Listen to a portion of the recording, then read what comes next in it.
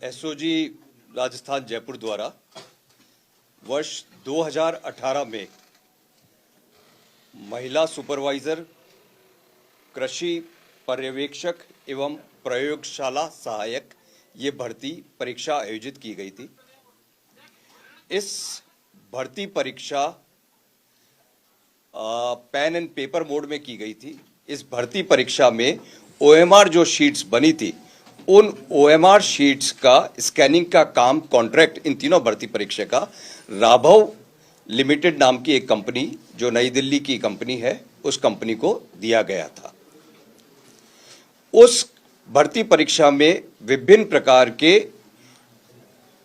अनुचित साधनों के उपयोग की शिकायतें और जानकारी मिलने पर एसओजी में अभियोग दर्ज किया गया है। उस अभियोग के अंतर्गत हमारे डीआईजी श्री परेश देशमुख व अनुसंधान अधिकारी श्री यशवंत सिंह उनके नेतृत्व में कार्यवाही करते हुए, सारे प्रोसेस की एनालिसिस करते हुए मुलजिमों को आइडेंटिफाई किया गया। राघव कंपनी के दो मुलजिम जो कि स्कैनिंग के काम के लिए यहाँ पे जयपुर आए हुए थे, उन दोनों मुलजिमों को गिरफ्तार किया गया। जिन एक का नाम विनोद और दूसरे मुलजिम का नाम शादान है।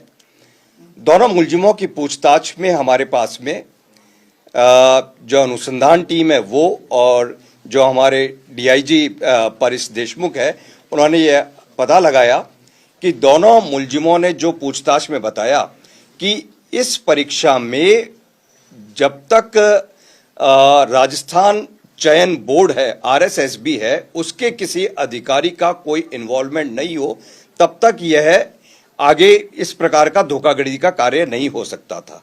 उसके ऊपर और गहन तफ्तीश करी गई और मुलजिमों से एक हमको लिंक मिला कि एक कैंडिडेट जो है, जिसके नाम की स्लिप वहां के एक उच्च पदस्थ अधिकारी द्वारा इन स्कैनिंग टीम को दी गई थी। उस कड़ी के ऊपर आगे बढ़ते हुए एसओजी की टीम के द्वारा राजस्थान स्टाफ सिलेक्शन बोर्ड के टेक्निकल हेड संजय माथुर तथा प्रोग्रामर गंगवाल, विनोद गंगवाल को, प्रवीण गंगवाल को गिरफ्तार किया गया है। इन दोनों की जिम्मेदारी उस टाइम में ये थी कि ये दोनों ओएमआर जिस रूम में स्कैनिंग होते थे उस रूम में बैठते थे। इनका काम ये था कि जो कॉन्ट्रैक्ट प्राइवेट कंपनी को दे रखा है वो कंपनी सारे कार्य को सुचारू रूप से करे, पूर्णतया ईमानदारी के साथ करे, एकदम शुचिता के साथ में करे, जिससे कि किसी प्रकार की कोई गड़बड़ी न होने पाए।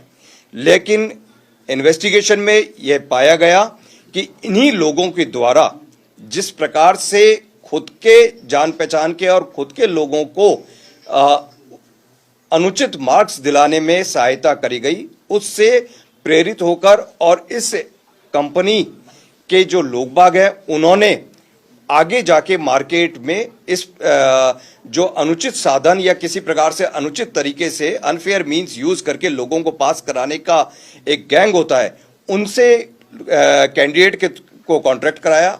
उसमें भारी मात्रा में राशि अर्जित करी और राशि अर्जित करने के बाद में लोगों के मार्क्स चेंज करवा दिए। रिगार्डिंग मार्क्स चेंज करने के प्रोसेस के बारे में अनुसंधान से यह सामने आया है कि ओएमआर शीट पे यदि किसी व्यक्ति के कम मार्क्स आ रहे हैं और उस व्यक्ति ने पेमेंट किया है, तो इन लोगों ने फोटोशॉप में जाके ओएमआर शीट में जो सर्कल करना होता है, उन सर्कलों में वहां पे ब्लैक कर दिया और उसको स्कैन में उससे नंबर बढ़ा दिए। इस प्रकार इन्होंने भारी संख्या में लोगों को नंबर्स बढ़वा के दिए हैं। जो हमने काफ़ी सारे नंबर्स की एनालिसिस करी है और जो हमारे पास में आई है कि जिसके -6 नंबर आने चाहिए थे एक्चुअल में, उसके 259 नंबर कर दिए। जिसके 2 नंबर आने चाहिए थे उसके 206 कर दिए। इस प्रकार से करीब 38-39 लोगों के नंबरों में काफी हद तक बदलाव आया है। इस प्रकरण में कुल 5 गिरफ्तारियां हमने करी है, जो 2 तो OMR scanning company Raghav industries के हैं वो हैं, एक जो कैंडिडेट जिसके बेसिस के ऊपर हमको पता पड़ा था कि राजस्थान स्टाफ सिलेक्शन बोर्ड के उच्च पदस्थ अधिकारी जो कि इस कार्य के लिए पूर्ण रूप से जिम्मेदार थे, उनका इन्वॉल्वमेंट, और वो कैंडिडेट को हमने अरेस्ट किया है। और प्लस संजय माथुर जो ये असिस्टेंट प्रोग्रामर कम एनालिस्ट जो हैं राजस्थान स्टाफ सिलेक्शन बोर्ड के, और प्रोग्रामर दूसरे मिस्टर गंगवार जो हैं। इसमें संजय माथुर की जिम्मेदारी दी गई थी कि वो कंप्लीट टेक्निकल तरीके से इस कार्य को करवाएं, परीक्षा का रिजल्ट यहाँ तक कि तैयार करवाना, सारा टेक्निकल वर्क आज तक भी संजय माथुरी ही करते आए हैं। एक और चीज इसमें उल्लेखनीय ये पाई गई कि इस प्रकार की जब गड़बड़ियों की शिकायत थी, उसके ऊपर राजस्थान स्टाफ सिलेक्शन बोर्ड ने जो जांच करी थी, उस जांच कमेटी में भी ये दोनों व्यक्ति सदस्य थे। सर, अब तक की जांच में कितने स्टूडेंट पाए गए हैं, ऐसे कितने अभ्यर्थी? अभी तक टोटल 38 अभ्यर्थी हमने पाए हैं। 38 के अभी तक क्लियर कट हम लोगों ने जानकारी ली है। और इनसे लेन-देन का क्या सामने आया सर? लेन देन के हमारे पास में 3 तरह के एविडेंसेस हैं। एक तो राघव इंडस्ट्रीज जो ये काम कर रही है, इसका स्कैनिंग का काम कर रही है, उसके थ्रू कुछ लोगों को पैसे लेके उनसे उनके रोल नंबर ले लिए गए और उनकी ओएमआर शीट में चेंज कर दिया। दूसरा ये हमारे पास में है कि विनोद और शारदान, इन्होंने अपने लेवल पे भी डायरेक्ट कैंडिडेट से कांटेक्ट करके उन कैंडिडेट्स के नंबर बढ़ाए। तीसरा जो यहाँ के राजस्थान स्टाफ सिलेक्शन बोर्ड के जो 2 कर्मियों को हमने गिरफ्तार किया है, इन दोनों कर्मियों की इन्वॉल्वमेंट इसमें आया है कि इन्होंने भी, एक तो जो कैंडिडेट हमने अरेस्ट करी है और उसका डायरेक्ट लिंक आया है वो, और प्लस दूसरा गंगवार जिसको अरेस्ट किया है, उस गंगवार के अरेस्ट से भी हमारे पास में ये क्लियर जानकारी है। अब तक कितने रुपए ये पैसे कमा चुके हैं, और लगभग एक मोटा अंदाजा माने एक प्रत्येक अभ्यर्थी से जिसके नंबर बढ़ाए तो उसे कितने रुपए ये ले रहे थे? ये है क्लियर कट कि किस अभ्यर्थी से कितना लिया है, यह अभ्यर्थियों की जो गिरफ्तारी होगी अब सेकंड फेज में, उसकी उनकी गिरफ्तारी होगी, उसके बाद में यह कार्रवाई करेगी।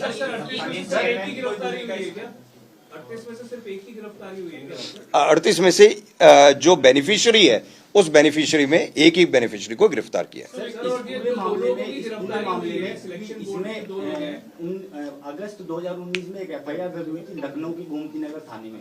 उस समय सादान खान और विनोद कुमार गौड़ को गिरफ्तार किया गया था। 61,50,000 रुपए उनसे गिरफ्तार पकड़े गए थे, और 18 अभ्यर्थियों के जो है दस्तावेज थे। तो उस पूरे मामले में वहां से किस तरह से आपको मदद मिली? दूसरा, आपने जनवरी माह में जो एफआईआर दर्ज की एसओजी में, उसमें 18 लोगों का जिक्र था। एक अनिल चौधरी जो पुलिस कांस्टेबल था, अनिल चौधरी, उसकी भूमिका, क्योंकि जो 18 लोग हैं उनकी गिरफ्तारी कब होगी, और विनोद कुमार, और वहां पर क्या स्टेटस चल रहा है? क्योंकि वहां पे जो कार्रवाई हुई थी लखनऊ के गोमती नगर में, उसका स्टेटस क्या है?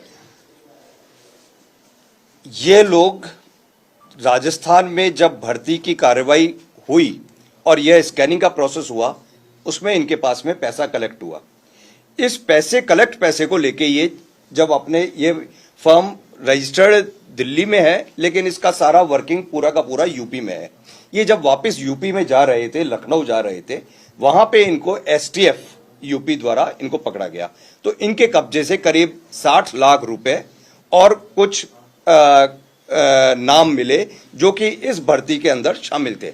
लेकिन वो उन लोगों ने वहां पे जो गोमती नगर थाने में जो मुकदमा दर्ज है, उस मुकदमे में उस पैसे को जब्त कर लिया और उस जो चिट वगैरह थी उसको जब्त करके, और उनकी कार्रवाई उस स्तर पे वहीं पे ही उन्होंने कार्रवाई जारी है और अनुसंधान अभी भी प्रकरण में वो कर रहे हैं।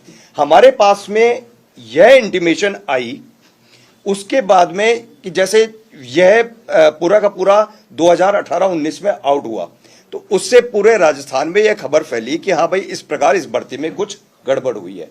तो एक स्कैंड कॉपी, जो कि ओएमआर शीट की स्कैंड कॉपी एक रिजर्व के तौर में पड़ी रहती है, अधिकांश हर एक एग्जाम में मल्टीपल कॉपीज में होती है। जैसे आप किसी भी ओएमआर शीट को भरते हैं तो पहली वाली ओरिजिनल कॉपी है, नीचे कार्बन कॉपीज वगैरह होती है, मल्टीपल कॉपीज होती है। तो एक जो टॉप वाली कॉपीज को स्कैन किया जाता है, उसकी स्कैन्ड इमेज को एक रिजर्व के तौर पे रखा जाता है कि वक्त जरूरत वो काम में आए। फिर उस स्कैन्ड कॉपी को वापस रन किया गया, तो रन करने के ऊपर करीब 42 कैंडिडेट्स के नंबर्स में डिफरेंस आए हैं। उन 42 में से 38 कैंडिडेट्स के मार्क्स में काफी ज्यादा डिफरेंस है।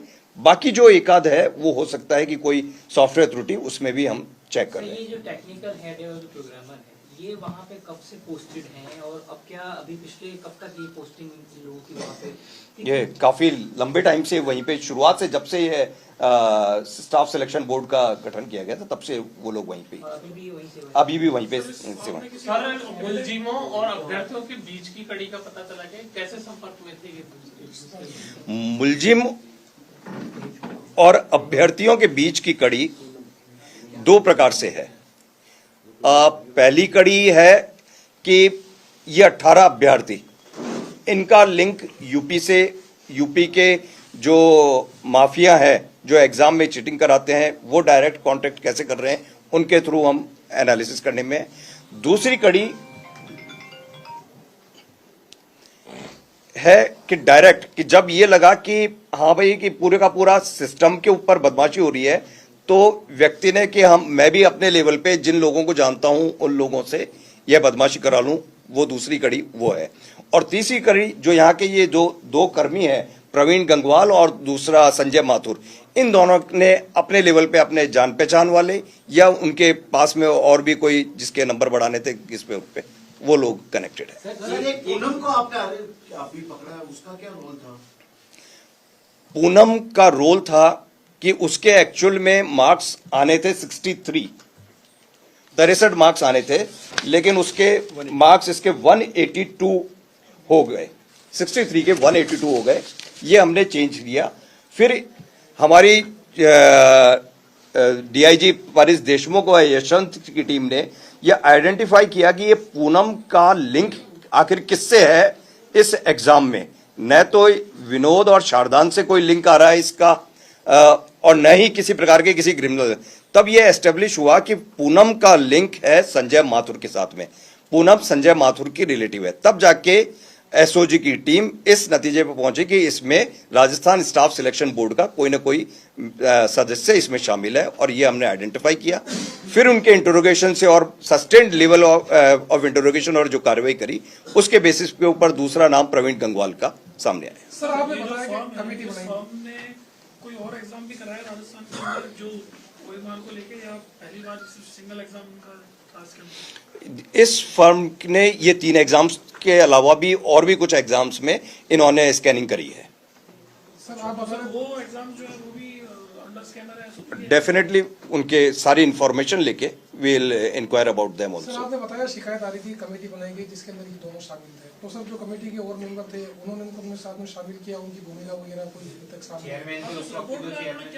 अभी इस संबंध में कोई किसी की अन्य की भूमिका या उन्होंने किसी चीज को हाइड किया या किसी चीज को सप्रेस किया, उसके बारे में हम लोग देख रहे हैं, लेकिन अभी वर्तमान में किसी प्रकार के कोई हमारे पास में तथ्य नहीं है। सर, क्या ये 38 लोग जो हैं जो सस्पेक्ट हैं, या ये जॉब में हैं अभी? निश्चित तौर से सारे सारे दूसरा ये प्रवीण है, इनमें से किसी ने ज्वाइन नहीं किया तो। और संजय और प्रवीण लंबे समय से शुरुआत से यहीं थे, तो जैसा कि इस एजेंसी पर संदेह है, तो क्या ये तो हर एग्जाम में इनकी अहम भूमिका रही है, तो क्या जो भी एग्जाम अब तक हुए हैं वो भी एक बार रिव्यू होंगे? जिसमें एग्जाम में इनकी अहम भूमिका या स्कैनिंग में या किसी भी प्रोसेस में रही है, उसके बारे में पूरा का पूरा हम लोग भी सिस्टम को चेक करेंगे। At the same time Rajasthan staff selection board भी जब ये कार्रवाई हुई है तो उसके बेसिस के ऊपर अपना इंटरनल सिस्टम को चेक करेगी। जैसे इस 38 में ये पूनम सिलेक्ट नहीं हो पाई थी क्योंकि इसके मार्क्स से 182 जैसे रैंडमली करते हैं, कट ऑफ उसकी चली गई 183.5 पे। तो इसमें से नंबर तो बढ़ा दिए कि भाई आपने उस टाइम पे, आप जब नंबर बढ़ाते हो तब आपको मालूम नहीं है कि किसके नंबर कितने बढ़ रहे हैं, कहां पे जाए, कट ऑफ कहां पे जाएगी, इस टाइप की। सर एक चीज और, सर, राजस्थान कर्मचारी चयन बोर्ड के द्वारा जो जिन 2 अधिकारियों को गिरफ्तार किया गया है, क्या पॉसिबल है, क्या संभव है कि इसके आगे भी और कोई अधिकारी शामिल हो इसमें? वो तो फर्दर इन्वेस्टिगेशन के ऊपर और तफ्तीश के बेसिस के ऊपर ही हम लोग आगे क्या कार्रवाई आती है, क्या रिजल्ट्स आते हैं। सर 2019 में एफआईआर होती है गोमती नगर में, 18 लोगों के जो भी एडमिट कार्ड है वो वहाँ पे मिलते हैं। अगर वो लोग, क्योंकि जब वहाँ पर कार्रवाई हुई तो क्या इस कार्रवाई की जानकारी राजस्थान कर्मचारी चयन बोर्ड को नहीं थी? इसकी थी, इस कार्रवाई की जानकारी। इस कार्रवाई की जानकारी थी, तो अगर वो जो 18 अभ्यर्थियों के उस समय एडमिट कार्ड थे जिनका सिलेक्शन हो गया था, उन लोगों को क्या उस समय बाहर कर दिया गया था या वो अभी भी सिस्टम में? वो प्रोसेस ऑफ इन्वेस्टिगेशन है, हम लोग चेक कर रहे हैं अभी, और भी तथ्य आएंगे इसमें कि कहाँ पे किसका क्या स्टेटस है, क्या चल रहा है, क्या कर रहे हैं कौन लोग, इसमें से कितने लोग डिबार हुए हैं, कितने लोग सिलेक्ट हो गए हैं, कितने लोग फाइनली सिलेक्ट नहीं हो पाए थे। पहला प्रोसेस मेरा ये कहने का है कि पहला जो चीज है ना कि ओएमआर शीट, जिसको अपन एकदम बहुत ही महत्वपूर्ण और बहुत ही इंपॉर्टेंट डॉक्यूमेंट है और सबसे एक तरह से संदेह से परे माना जाता है कि उस डॉक्यूमेंट को ही वो एजेंसी जिसको, वो लोग जिनको इसकी सैंक्टिटी को बना के रखना था और वो एजेंसी जिसको इसकी जांच करना था, उन्होंने ही उसके अंदर उसमें हेराफेरी कर दी। आप लोगों को भी हम लोग लिस्ट दे देंगे कि किस प्रकार से मार्क्स की चेंजेस करें, कि कितने कम मार्क्स होने के बावजूद भी हर एक के मार्क्स कितने ज्यादा बढ़ा दिए हैं, भारी संख्या में मार्क्स बढ़ाए हैं। मतलब कि जैसे किसी के 9 मार्क्स आए हैं उसके 259 कर दिए। तो रैंडमली उन लोगों से हम लोगों ने इंटरोगेशन में पूछा कि किस प्रकार से आपने किया, तो उनके पास में आंसर की रहती थी। उनको लगता था कि इतने करने पर इसका क्लियर हो जाएगा, तो रैंडमली कि किसी ने 9 वाले ने तो हार्डली 4-5 भरे होंगे, तो लेकिन उसके और जितने भी जगह जहां जहां उनको जगह मिलती रही और टाइम के हिसाब से फटाफट उन्होंने फिल किया। ये पैसा दिया था उन्होंने, फिर ओएमआर में जानबूझ के जगह छोड़ दी थी क्वेश्चंस को मार के। उनको आता ही नहीं था।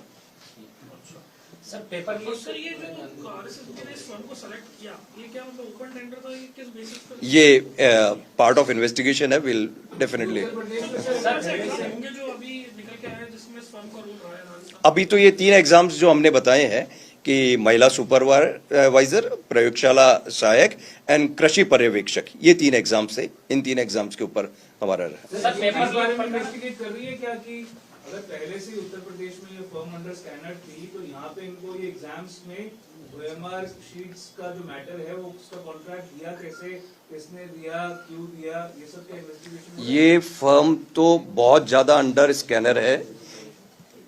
एक कोई एग्जाम यूपी में हुआ था, उसमें बहुत ही व्यापक स्तर पर गड़बड़ी हुई ने की चर्चा थी, और उस एग्जाम में इस फर्म के मालिक जो हैं उनकी वाइफ वो भी सिलेक्ट हो गई थी। ये कब की बात है सर? ये यूपी, राजस्थान की नहीं है, ये उत्तर, ये 2018-19 के करीब की बात। उसके बाद इन्होंने यहाँ पे कॉन्ट्रैक्ट, उसके उस टाइम यहाँ पे। सर, एसओजी पेपर लीक प्रकरण और फर्जी डिग्री प्रकरण में काफी बहुत सराहनीय कार्य किया है एसओजी ने, परंतु सर एक सवाल पैदा यहाँ होता है कि प्रकरण संख्या 56/24 के अंतर्गत सभी मुजरिम जेल जा चुके हैं। जो मुख्य अभ्यर्थी है लेकिन वो अभी तक फरार है। इसमें अमृत ट्रेडिंग कंपनी के नाम से जिसका ओनर है शेखर बंसल, वो अभी तक फरार है। सर वो किस वजह से? कौन सा है? 56/24? प्रकरण संख्या 56/24। नहीं, ऐसे प्रकरण के नंबर से नहीं, आप डिटेल्स कुछ बताएंगे तब मैं बता सकता हूँ। साबरमती यूनिवर्सिटी के डायरेक्टर हैं, साबरमती यूनिवर्सिटी का पूरा प्रकरण है सर, और एसओजी के जो इन्वेस्टिगेशन है उसमें वो अपराधी है। यदि कोई अपराधी है तो हमारी प्रोसेस चल रहा है, वो अपराधी ही रहेगा, किसी भी सूरत में बच नहीं सकता। दूसरा, हम लोगों ने जो अभी प्रेजेंट में मुहिम चलाई है कि हम जिस तरीके से मास लेवल पे जो लोग बाग यूनिवर्सिटीज वगैरह में बदमाशी कर रहे हैं, तो हम उनके मीडिएटर या जो लो लेवल के फंक्शनरीज हैं जिनका रोल मात्र एक हाथ से दूसरे हाथ और फाइनली यूनिवर्सिटी तक पहुंच के फर्जी डिग्री आने का रहता था, उन पे नहीं करके कि यूनिवर्सिटी के जो मुख्य कर्ता धर्ता हैं हम उन्हीं के ऊपर कर रहे हैं। उसी के प्रोसेस में हम लोगों ने अभी भारत सेवक समाज के जो मेन मैनेजिंग डायरेक्टर है और जो उन्होंने पूरे साउथ में एक बहुत ही यूनिवर्सिटी डिग्री और डिप्लोमास का जाल बना रखा है, उनको किया है। उनके जो चेयरमैन है उनके खिलाफ में हमने गिरफ्तारी वारंट ले रखा है। प्लस हम लोग अन्य और यूनिवर्सिटीज हैं उन पे भी रेगुलरली, मेन जो हमारे पास में इशू है कि हमारे पास में इंफॉर्मेशन है, काम है, लेकिन हर एक काम को डेवलप होने में टाइम लगता है कि कब उसमें है। मनी ट्रेल फॉलो कर रहे हैं, अकाउंट्स में फ्रीज किए हैं, क्या अगर किए हैं तो किस प्रकार की मनी की लेन देन की?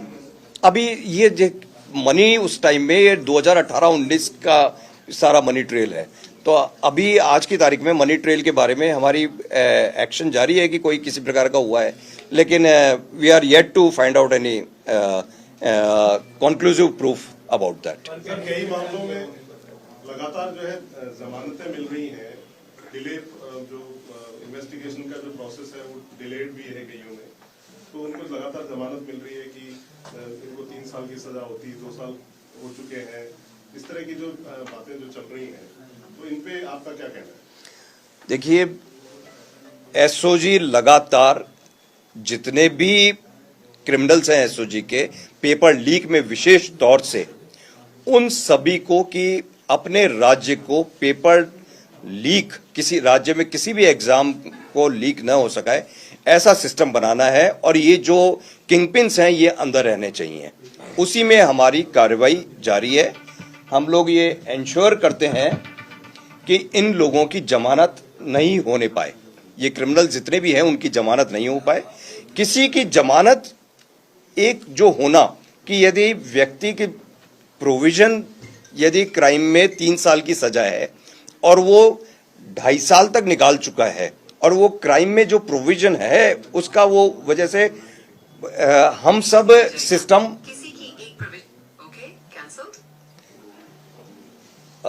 हम सब लोग एक सिस्टम और बीएनएसएस और एविडेंस एक्ट के अंतर्गत कार्य करते हैं, तो उससे बियॉन्ड नहीं जा सकते हैं। लेकिन ये मैं आपको इंश्योर करूं कि हम सब लोग, हमारी पूरी टीम जो एसओजी की है, जो हम लोग पूरे टाइम लगे हुए हैं, हमारा यही एंडिएवर है कि किसी भी तरह से ये जितने भी टॉप लेवल के क्रिमिनल हैं, ये क्रिमिनल्स के खिलाफ में कार्रवाई होनी चाहिए। इन्होंने क्या क्या बदमाशियां करी है उसके बारे में आइडेंटिफाई हो जाना चाहिए, और उन सब के कारण अपने प्रदेश को एक एब्सोल्युटली फ्री फ्रॉम एग्जाम्स में जो कोई भी मिसचीफ होती है, किसी भी प्रकार की अनफेयर प्रैक्टिसेस है, उससे दूर रखें। हमारे जो डीजी स्पेशल ऑपरेशंस है श्री आनंद श्रीवास्तव, उनका भी इस संबंध में क्लियर डायरेक्शन यही है कि किसी भी प्रकार से जो टॉप लेवल के क्रिमिनल्स हैं उनका पीछा नहीं छूटना चाहिए, उनके पीछे लगातार एसओजी कंटिन्यूअसली कार्य करती रहनी चाहिए, जिससे कि वो क्रिमिनल्स पूरे राजस्थान का जिन्होंने एक तरह से सारे पेपर्स में बदमाशी करना शुरू कर दी थी, वो काबू में पूर्णतः आए। सर, ये शिकोवाद पर राजस्थान एसओजी ने कार्रवाई की, उसके बाद उत्तर प्रदेश सरकार ने जांच बैठाई, उसकी मान्यता है वो समाप्त कर दी कैबिनेट की बैठक में।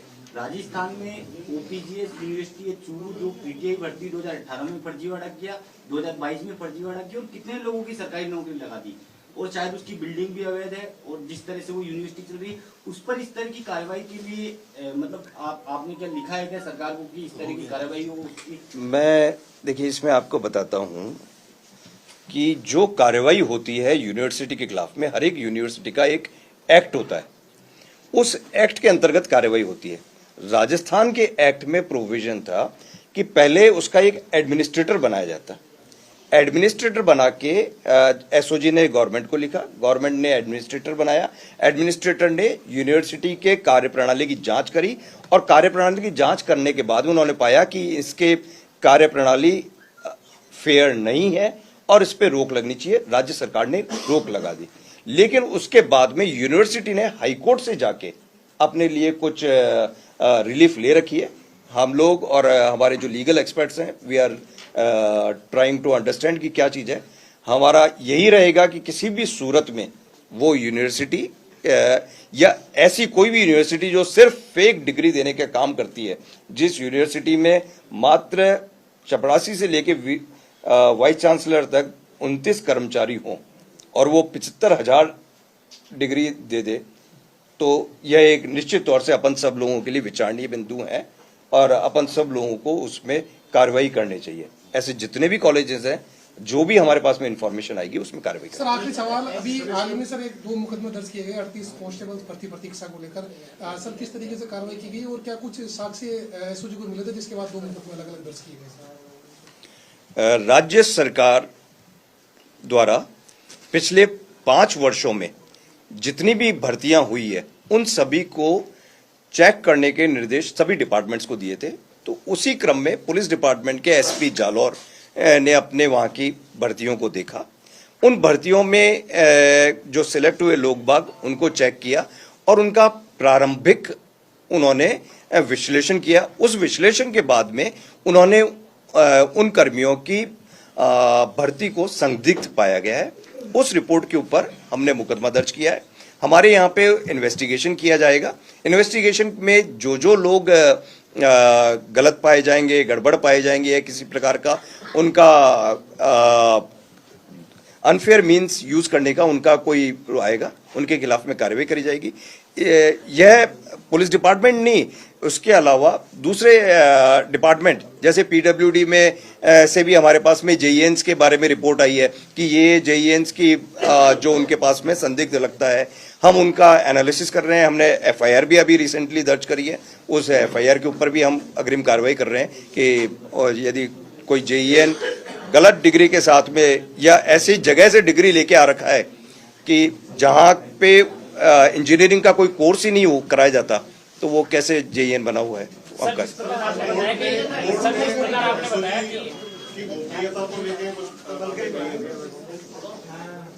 मेरे समझ में नहीं। सर, जिस प्रकार आपने बताया कि ये जो विश्वविद्यालय उन्होंने कोर्ट से कोई राहत ले रखी है, परंतु जो इनके जो दलाल हैं, परंतु जो अभी ऐशोकाबाद जो यूनिवर्सिटी है उसका एक दलाल है परमानेंट, वो अभी तक उस गिरफ्त से बाहर है। घोषित कर दिया सर, जिस तरह से जेएस यूनिवर्सिटी में हो चुका है, गवर्नमेंट से नोटिफिकेशन नहीं, तो हाईकोर्ट से स्टे भी तो है ना? नहीं, हाईकोर्ट से पहले स्टे आया था, उसके बाद फिर इन्होंने ये परिसीमा को घोषित कर दिया। उनको प्रकाश उनको भेजा था। ओके, मेरा निवेदन ये है सर कि जो विश्वविद्यालय हैं उन्होंने जो हाईकोर्ट से जो राहत ले रखी है कानून के आधार पर, परंतु जो उनके जो बीच के दलाल हैं जो वहाँ पर एज ए डायरेक्टर की पोस्ट में, मैनेजमेंट की पोस्ट में थे, जो जिनका संलिप्त 2-3 विश्वविद्यालय में संलिप्त है, महाराजा ग्लोबल विनायक यूनिवर्सिटी और आपकी जो जेएस सिकोकाबाद यूनिवर्सिटी, इन दोनों में संलिप्तता पूरी मानी गई है एसओजी के आधार पर, परंतु फिर भी अभी तक उनकी गिरफ्तारी नहीं हुई है। नहीं, यदि कोई व्यक्ति एसओजी ने संलिप्त बना है तो गिरफ्तार तो होगा। एक प्रोसेस है कि आज इस केस में यदि एसओजी लगी हुई है तो दूसरा वाला केस थोड़ा सा उसमें, क्योंकि हर एक केस को डेवलप होने में, हर एक केस के क्रिमिनल्स के बारे में इंफॉर्मेशन करने में टाइम लगता है। लेकिन आज नहीं तो कल, क्योंकि हमारे पास में कुल मिला के इंस्पेक्टर से लेके डीजी तक हम लोग 45-50 जने हैं, लेकिन नंबर ऑफ केसेस हमारे पास में इतने ज्यादा हैं और इतने ज्यादा मुलजिम हैं, तो उसकी वजह से हर एक चीज में थोड़ा बहुत टाइम तो लगेगा। और अभी मैं जस्ट अपडेट हुआ हूं कि इसका ओपीजेएस का, उसका राज्य सरकार ने अभी रिसेंटली उसकी हाईकोर्ट की रोक के बाद में और उसके बाद में उसकी कैंसिल भी कर दी मान्यता उसकी। एफएमजी डॉक्टर्स को लेकर एफएमजी डॉक्टर्स का जो मामला था, 3 डॉक्टरों को गिरफ्तार भी किया गया था, तो कितने डॉक्टर्स हो सकते हैं, क्या कुछ जांच चल रही है? उसमें हमारी जांच, का पता लगा, उसमें जांच, एक आदमी जो है उसी ने उनको दिलवाई थी, मतलब 3 में से एक ऊपर के लेवल का था। उसी में हमारी जांच जारी है। हम लोग, सबसे बड़ी चीज आती है इसमें डेटा कलेक्शन की, कि आपने एफएमजी एग्जाम कर लिया, अब उसका डेटा चाहिए कि आपने एफएमजी एग्जाम किस जगह से किए, कहां से दिया, क्या रोल नंबर दिया, कहां से आपका रजिस्ट्रेशन कराया। कोई एक सेंट्रल सिस्टम नहीं है कि जहां से स्ट्रेट आपको डेटा मिल जाए। कुछ डेटा किसी के पास में सॉफ्ट कॉपी में है, कभी हार्ड कॉपी में होता था। तो सबसे बड़ा हमारा काम अभी चल रहा है कि इस प्रकार का डेटा कलेक्शन का, हमने काफी सारा डेटा कलेक्ट किया है, लेकिन उस डेटा को जो सस्पेक्ट डेटा है उन दोनों से मिलान कराना है। कितना बड़ा डेटा है? कितना डेटा काफी साइजेबल है, कितना मतलब कि ऐसे मतलब कि जो जितने भी लोगों ने किया है, नेचुरल है। हम एफएमजी का दिल्ली से डॉक्यूमेंट लेंगे तो वो तो पूरा चाहे जेन्युइन और नॉन जेन्युइन का उनके पास कोई क्राइटेरिया नहीं होता, उनके पास में तो ईयर वाइज होता है कि इस साल में एफएमजी का इतने लोगों ने एग्जाम दिया, इसने, तो वो पूरा का पूरा डाटा ट्रांसफर करते हैं। अब हमारे सस्पेक्ट डाटा के साथ में हम इसको मैच कराना है, तो दोनों चीजों को मैच कराने के लिए हमारे पास में कुछ की इंडिकेटर्स की आवश्यकता होती है, जिसके बेसिस के ऊपर ही दोनों चीजों को मैच कराया जा सकता है। वो की इंफॉर्मेशन अभी हमारे पास में मिसिंग है, जैसे ही आ जाएगी उन दोनों की मैचिंग होगी, और मैचिंग होने के बाद में हम आइडेंटिफाई कर पाएंगे कि कितने डॉक्टर्स ऐसे हैं जिन्होंने गलत डॉक्यूमेंट। स्टेट मेडिकल काउंसिल है, उससे भी उससे हम रेगुलर टच में है, वहां से जितना डाटा कलेक्ट कर सकते थे वो डाटा हमने कलेक्ट। सर, एक हाई कोर्ट की आज की जो टिप्पणी को लेके क्या किस तरह का गोपनीयता भंग हुई है, क्या है उस पर आप क्या कहना चाहेंगे? जो ऑनरेबल कोर्ट का ये था कि जो पूर्व में कुछ रिपोर्ट्स आई होंगी तो वो पूछ रहे थे कि कैसा क्या है, लेकिन उसके बारे में वो जानकारी कि भाई कैसे ये बाहर आई, क्या इशू है, तो उसके बारे में इंफॉर्मेशन कलेक्ट करेंगे कि कैसे क्या हुआ, कैसे कौन सी रिपोर्ट है, था क्या बाहर आई, और फिर जो भी है माननीय कोर्ट के जो निर्देश होंगे उसके अनुरूप कार्रवाई करी जाएगी। प्लीज रिफ्रेशमेंट्स लेके जाइए, रिफ्रेशमेंट्स लेके जाइए, यहीं पे बैठा के ग्रुप पे शेयर कर देंगे, आपको ग्रुप पे भेज रहे हैं, ये पूरा का पूरा ग्रुप पे आ रहा है। क्या आप देखो ना, मार्क्स क्या तो नाम इसके सबके हाइड कर दिए हम लोगों ने, ये ग्रुप पे आ रहा है, पूरा ग्रुप पे, हाँ ये ग्रुप पे आएगा।